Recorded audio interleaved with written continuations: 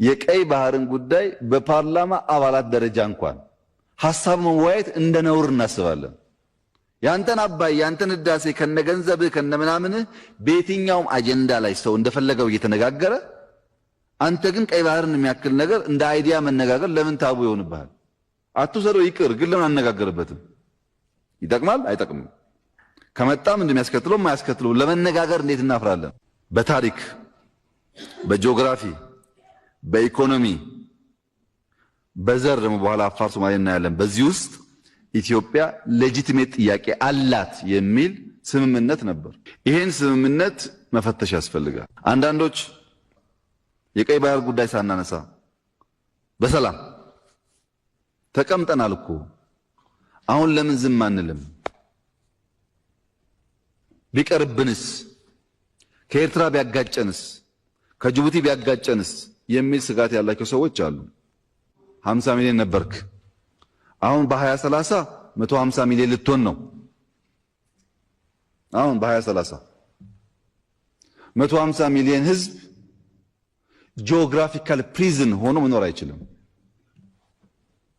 አንደኛ ድህነት አለ እንደምታውቁት፣ ብላስት ያደርጋል። ብትፈልግም ባትፈልግም ወደ ሆነ ይፈነዳል። ህዝቡ እንዳይፈነዳ እንዳይበተን። ጤና ይስጥልኝ ወገኖቼ፣ እንደምን አላችሁ? እንደምን ሰምታችኋል? የሚገርም ነው እንግዲህ፣ የሚገርም ብቻ አይደለም ጨረባ ነው። በቃ ይሄ ፓርላሜንት የሚባለው ነገር እኮ ኢትዮጵያ ውስጥ እንግዲህ ከ1983 ዓመተ ምህረት ጀምሮ በዚህ አዳራሽ ውስጥ የሚሰበሰቡ ሰዎች እነማን ናቸው? መለስ ዜናዊ መስክሮላቸዋል እኮ። መሀይምም ቢሆን ሚኒስተር አድርገን የመሾም መብት አለን ብሎ ሲናገር ታስታውሳላችሁ። ይኸው እንግዲህ ከራሱ ጀምሮ ማለት ነው። መለስ ዜናዊ የእውቀት ቫልዩ አድርጎ የሚያወራው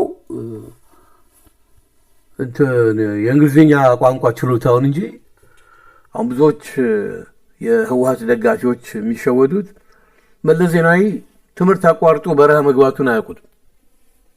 ከሁለተኛ ዓመት ዩኒቨርሲቲ አቋርጦ ነው የገባው።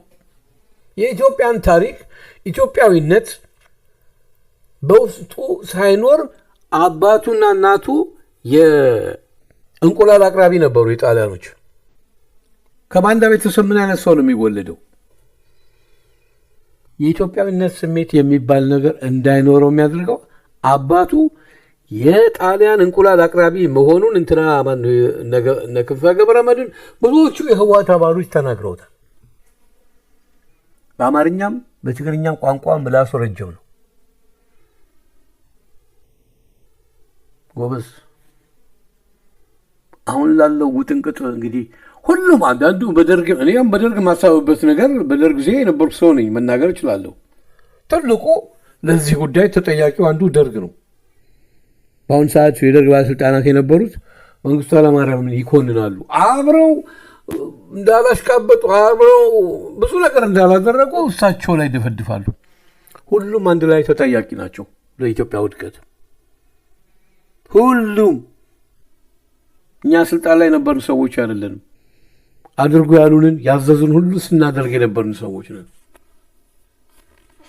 እዚህ ፓርላሜንት ውስጥ አሁን የተሰበሰበው እንዳለ ከበረሃ በመጡ ሰዎች ተጠፍጥፈው የተሰሩ ናቸው። ኢንክሉዲንግ አብይ አህመድ። እነማን ናቸው ብላችሁ አትጠይቁኝ። እነሱን ጠፍጥፈው የሰሩት ህወሓቶች ናቸው። ህወሓት ነው ከትምህርት አቋርጦ በረሃ የነበሩ ወንበዴዎች ናቸው። አሁን ፓርላሜንት ውስጥ የሚቀመጥ ወንበዴ ነው የተቀመጠው። እና ጎበዝ፣ ይሄ ነገር በጣም ነው የሚያሳስበኝ። እኔ አሁን አብይ አህመድ የተናገረው ነገር ሰምታችሁታል። ምንድን ነው ያለው? ይሄ ርዕሰ ጉዳይ ነው መነሳቱ ደስ ነው ያለኝ ብያችኋለሁ ከዚህ በፊት። እንደነ ሀብታሙ አያሌው መጋጨት አልፈልግም በዚህ ጉዳይ ላይ። እና ሀብታሙ አያሌው አሁን እንደው የሆነ ነገር የሚታያቸው ይመስለኛል። የቀይ ባህር ጉዳይ መነሳቱ መልካም ነው። መነሳቱ መልካም ቢሆንም እና አብይ ለፖለቲካ መጠቀሚያ እንዳደረጉት የታወቀ ነው። እኔ ግን በመነሳቱ ደስ ብሎኛል። ለምን? በማስረጃ ብዙ ነገሮችን ተናግሬያለሁ። አሰብ የአሰብ ጉዳይን አስመልክቶ ለምሳሌ እኛ በትምህርት ቤት እያለን ከተማርናቸው ነገሮች አንዱ አሰብን በግሉ የዚህ አፋሮች የሚተዳደሩበት የራሳቸው የሆነ እንትን አላቸው። ሱልጣን ይባላል። ይሄ ባላባቱ ስም ሱልጣን ማለት ያው ባለስልጣን እንደማለት ነው፣ ወይም ባላባት በማለት ነው። እንደዚህ አይነት ማዕረግ አስጣጣል።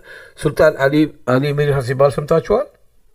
ሱልጣን አሊ ሚራ በቅርብ ያረፉት በጣም ኢትዮጵያን ወዳጅ የሆኑ አፄ ኃይለ ሥላሴ እንደውም የቢትወደድ ማዕረግ ሰጥቷቸው ቢትወደድ አሊ ሚራ ነበር የሚባሉት። በጣም ሀገራቸውን የሚወዱ የነበሩ ናቸው።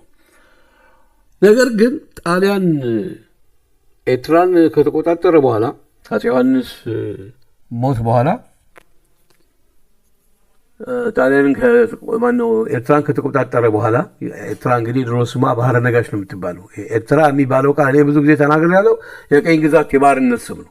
አሁን ኤርትራዊ ነኝ ያሉ ሲመጻደቁ ያው ነገር ስላነሳው ነው እንጂ ዋናው ጉዳይ የአሰብ ራስ ገዝ ጉዳይ ነው። እና ፓርላሜንት ውስጥ እሱ ያቀረበላቸው ማስረጃ ሳይሆን ያቀረበው ኢትዮጵያ ሕዝብ ወደ 150 ሚሊዮን መግባቱ አይቀርም፣ ስለዚህ ሊፈነዳ ነው ወደ እንዲህ አይነት አባባል የድንቁርና አባባል ነው። ቅልጥ ያለ የድንቁርና ንፍጥ ጭንቅላት። የኢትዮጵያ ሕዝብ ብዛት ቢቀንስም ቢበዛም ምን ቢልም አሰብ ራስ ገዝ የኢትዮጵያ ርስት የኢትዮጵያ ግዛት ነው። የማታውቅ ከሆነ ጠይቅ፣ እያስተማርን ነው።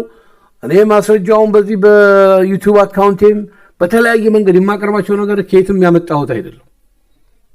የተማርኩትም ነው ያነበብኩትም ነው።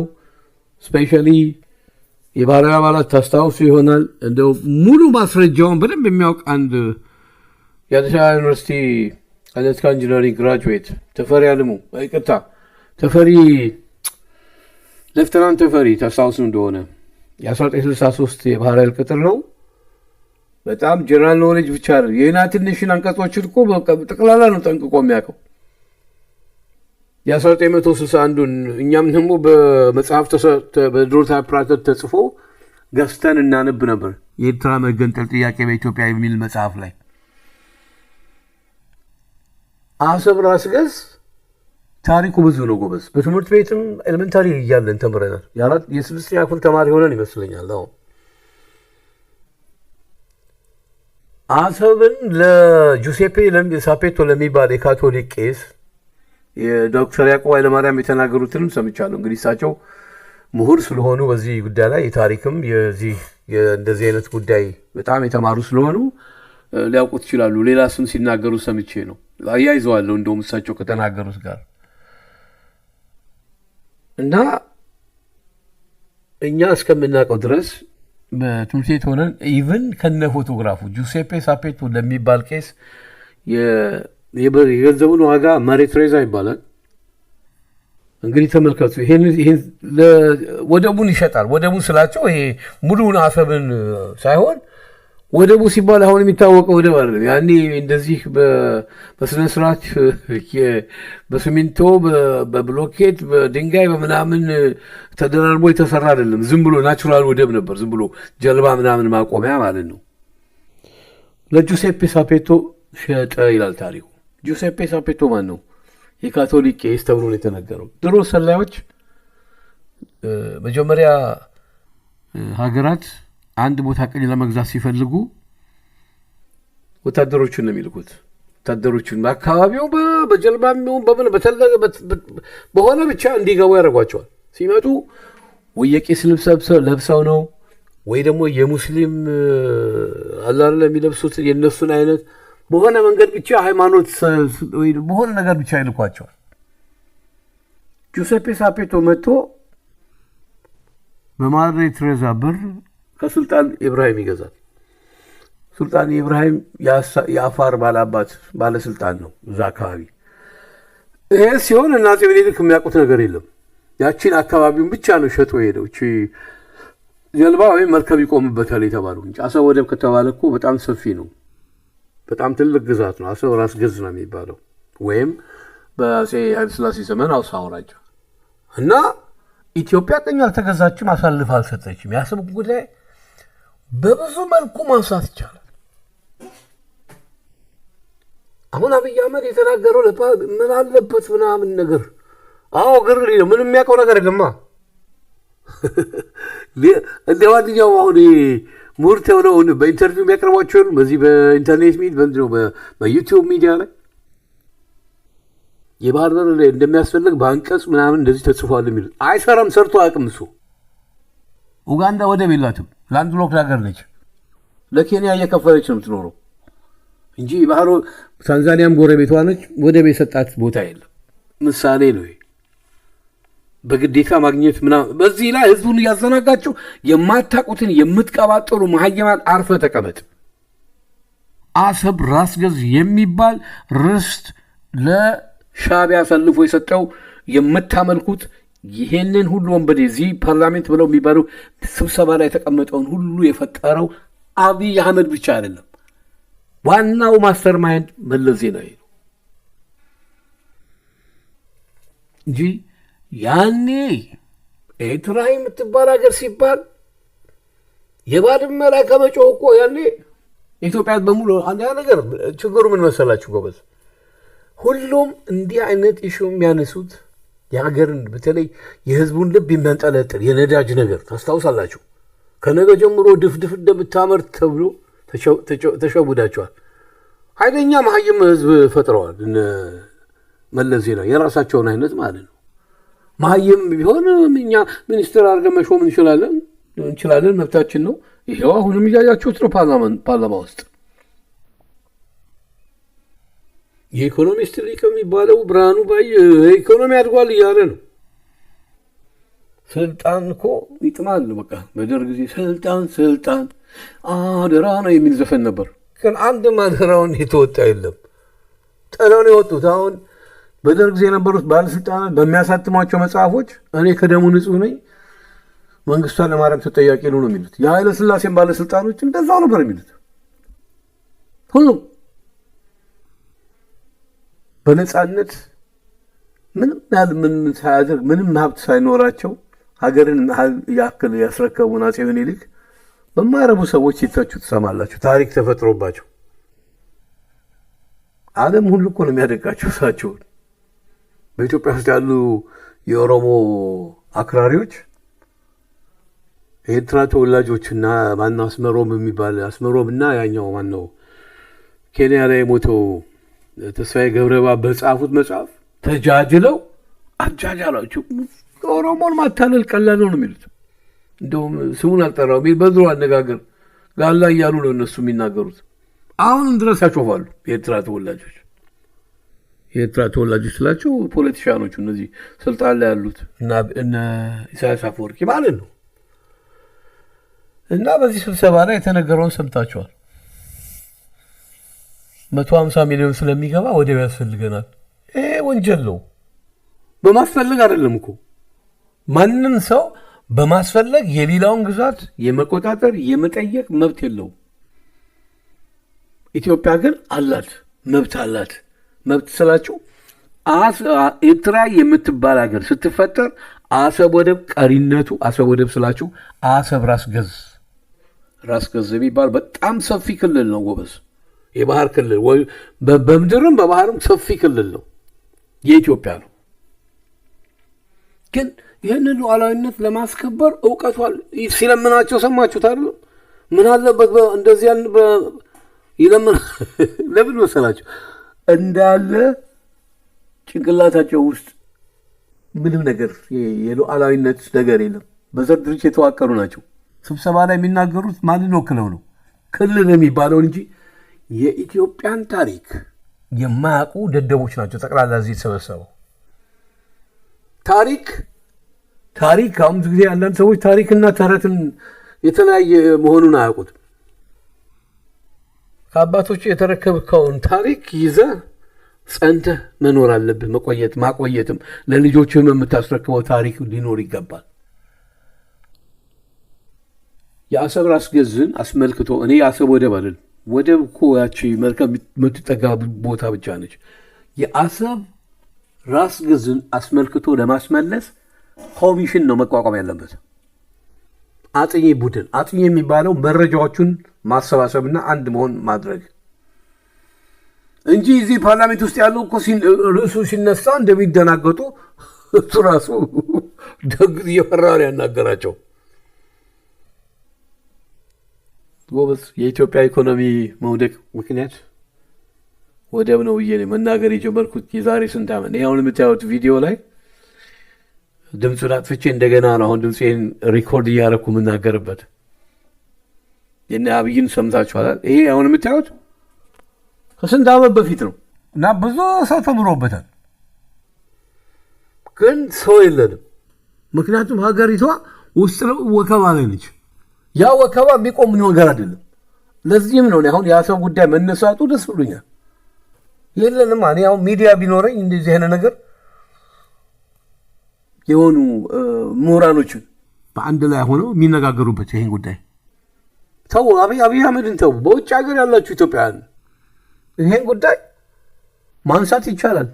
ምክንያቱም መንግስት የለንም፣ እኛ መንግስት የለንም። ቢኖር በውጭ ሀገር ያላችሁ ይሄን ጉዳይ ሆን ብሎ የሚነጋገርበት በአውሮፓ በአሜሪካ ያላችሁ ሰዎች እና አሁን ለምሳሌ እንትና አሁንም ዩናይትድ ኔሽን ውስጥ ነው የሚሰሩት ሻለቃ ዳዊት ወልደጊዮርጊስ ይሄን ጉዳይ በደንብ ያውቃሉ ብዬ ነው ገምተው። በሀገር ውስጥ ከወሰዳቸው እነ ኮሎኔል ብርሃኑ ባይ የዚህ ጉዳይ ሎየሮች ናቸው ሁለቱ።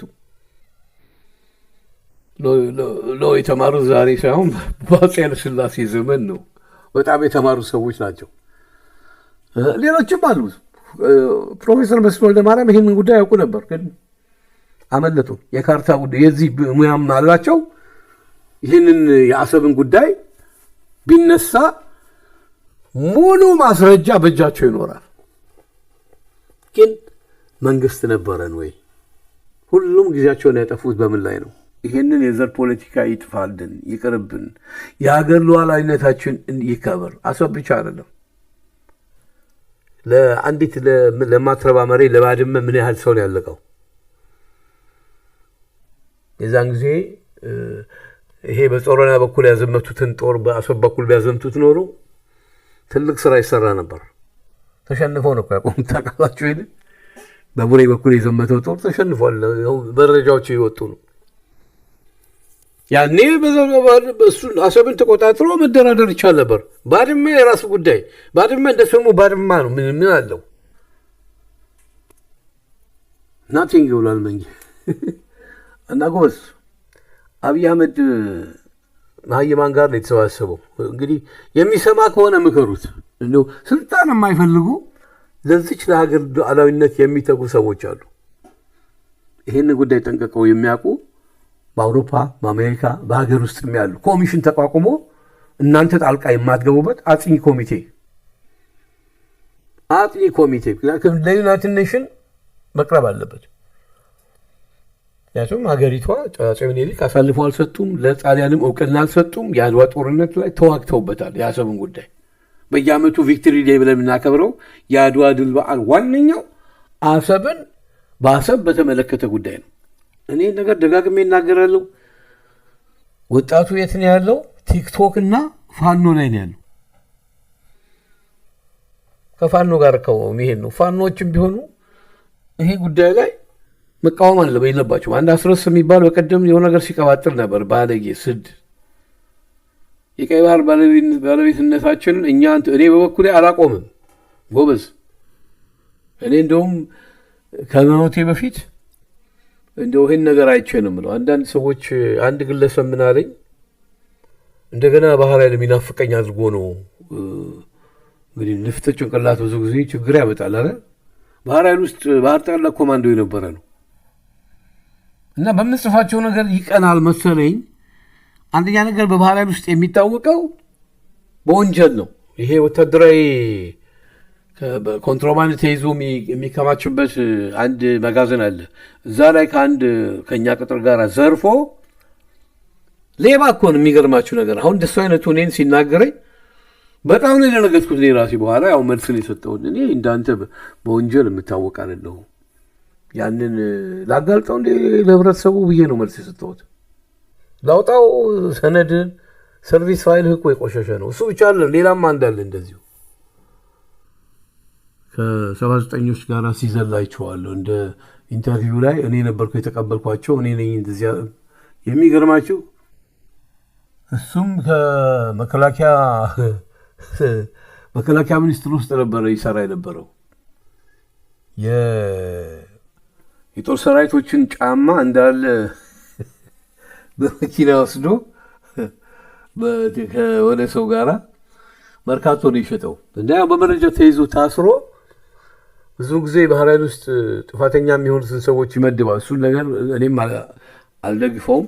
ፍሪጌት የሚሉት መርከብ አለ። ፍሪጌት 16 ኤር ኮንዲሽን ስለሌለው ብዙ ጊዜ በቃ እዛ ላይ እንደ ቅጣት ይመደብ ነበር ሰው እዛ ላይ ተመድቦ ነበር ይሄ ሰውዬ። እኛ ከሲማ ሪክሩት ጀምረን ከጋለሃንድ ጀምረን ሁሉን ነገር እየሰራን ነው መርከበኝነታችንም ሊዲንግ ሲማን ደርሶ አምጥተው መርከብ ላይ መደቡት እና በቀደም የሆነ ቃለ ምልልስ ላይ እኔ ነኝ 79ኞችን የተቀበልኩት እኔ ነኝ እንደዚህ ያደረኩት ምናምን ማስጠንቀቂያ ነው የላኩለት ለመጪው ትውልድም አሁን ላለው ትውልድም ታሪካችን እውነቱን እንናገር። መጀመሪያ የኋላ ታሪካችን ምንድነው መጋለጡ አይቀርም እና አትቅለብለብ ነው ያልኩት። ይሄኛውም ምን አለኝ ያለው መንግስት ከቻይና የገዛቸው መርከቦች አሉ ለምን ስለ ባህር ኃይል ከመጽፍ ሄደህ እዛ ላይ አትሳፈርም አላለኝ። እኔ በቃ እንግዲህ ከተናደድኩም መልሴ ከባድ ነው። ባህር ኃይል እንትኑ መርከበኛ አልነበረም ባህር ጠለቅ ነው እና ባህር ጠለቆች ብትናደዱ እውነቱን ልናገር እግረኛ ነው እሱ። አንተ እግረኛ ነህ አርፈህ ተቀመጥ። ስለ መርከብ ምን አገባ? እኛ በጦር መርከብ ላይ በኃላፊነትም በቴክኒሻንነትም በተለያዩ ዲፓርትመንት በሙያችን ብዙ ከብረት ጋር ታግለናል። አንተ አንገት ላይ ወይም ደግሞ ጀርባ ላይ እንሰራቅ ተወራ እብድ ነው። እንደ ድሮ እናቶችን ስራ ዝለ ባህር ውስጥ ገባለህ በቃ ያው ተስራ አልኩት። ያው እንግዲህ ብሽሽቅ ነው አጎበዝ እና ውድል ከማውጣቴ በፊት እረፍ አልኩት። እኔ እቀጥላለሁ ምክንያቱም በኢትዮጵያ ባህር ኃይል አገልግሎት ዘመኔ ምንም አይነት መጥፎ ገበና የለኝም። በስርቆት አልታወቅ በጥሩ ስራ ነው የምታወቀው። ኤክሰለንት የሚል ሪማርክስ የተሰጠኝ ዝም ብሎ አይደለም። ሲቪ ሁላችንም ካሪኩለም ቪታችን ይመሰክራል እና እቀጥልበታለሁ። አሁንም የቀይ ባህርን ጉዳይ የጦር መርከቦቻችን ታሪክ በመጽሐፍም ያዘጋጀው ነው እና የምትናደዱ የራሳችሁ ጉዳይ ነው። በህይወት ያሉ አለቆች ያሉ እኔ በመጥፎ ነገር አልታወቅም። እናገራለሁ፣ እጽፋለሁ። የሚቀና ይፈንዳ። ለማንኛውም አሁን ወደ ፓርላሜንቱ እንግባና ፓርላሜንቱ አረዛ ምን ድርሽ በቃ ያለኝ ሐሳብ ምንድነው? ይሄ ሰውዬ እውነት የሚያስብ ከሆነ ተውት። ይሄ ፓርላሜንቱን ስልጣኑ ምናምን ተውና ኮሚሽነርስ እዚህን ጉዳይ ሙሉ ኃላፊነት ወስደው የሚያጠኑ ሰዎችን መድበሉት የሚችል ከሆነ ፈቃደኛ ከሆነ እንጂ ሮሮ ማሰማት አይደለም። እዛ ቦታ እንዴት ሲናገር አይታል ግር ብሎ ጮልኮ። እኔ ባጭሩ ልንገራችሁ ፓርላሜንት ውስጥ ያላችሁ ኢትዮጵያ ወደብ ያስፈልጋታል አይባልም። ለ150 ሚሊዮን ሰው ወደብ ያስፈልጋል አይባልም። ኢትዮጵያ ራስ ገዝ የሚባል ርስት አላት። እሱንም መለስ ዜናዊ ለሻዕቢያ አሳልፎ ሰጥቷል። እናስመልስ። እንዴት ነው የምናስመልሰው? ማስረጃው ምንድነው? በጣም ብዙ ማስረጃ አለ። ቀደም ከተቀስኩላችሁ አለ። ጣሊያኖች በተደጋጋሚ የተለያየ የሰሯቸው ካርታዎች አሉ። ሀገሮች የቅኝ ገዢዎች ውጤት ናቸው። እቺ እንኳን እንደው ትበቃችኋለች እኮ ኢትዮጵያ ቅኝ ስላልተገዛች ድንበሯን አሳውቃለች። ዩናይትድ ኔሽን የኤርትራ ባደረገው ሪፈረንደም ከእናት ሀገሩ ጋር ተቀላቅሏል። አሁን ደግሞ ከእናት ሀገሩ ተለይቷል ሲባል ሲገነጠል እኮ ወደባችንን የሚይዘው አይደለም የሚገነጠለው ብሎ የሚጠይቅ የለም። አፄ ምኒልክ ተዋግተውበታል። ለቅኝ ገዢዎች አሳልፈው ስላልሰጡ እንደውም ኢትዮጵያ ቅኝ ገዢ ነች ነው የምትባለው ኤርትራ ውስጥ። ስለዚህ እኛ የምንሰጣቸውን ድንበር ነው የሚቀበሉት ወደዱም ጠሉም። ዩናይትድ ኔሽንንም ፕሬዠር የማድረግ ስልጣኑ አላት ኢትዮጵያ። ስላዳመጣችሁ አመሰግናለሁ። ያልገባችሁ ይሄን አሁን የሰራቱን ቪዲዮ ደጋግማችሁ አዳምጡት። ኢትዮጵያ ወደብ ያስፈልጋታል የሚባል አባባል የሚናገረውን እንደ አሉ የተወገሱ ኢትዮጵያ ወደብ ያስፈልጋታል ሳይሆን ኢትዮጵያ አሰብ ራስ ገዝ የሚባለው ርስቷ ነው የምትሉ ደግሞ አንዱ አብባችሁ ለዘላለም ኑሩ። ይህንንም ርዕሰ ጉዳይ ይዛችሁ አሰብ ራስ ገዝን ለማስመለጥ ጥረት አድርጉ። አመሰግናለሁ። እግዚአብሔር ይስጥልኝ።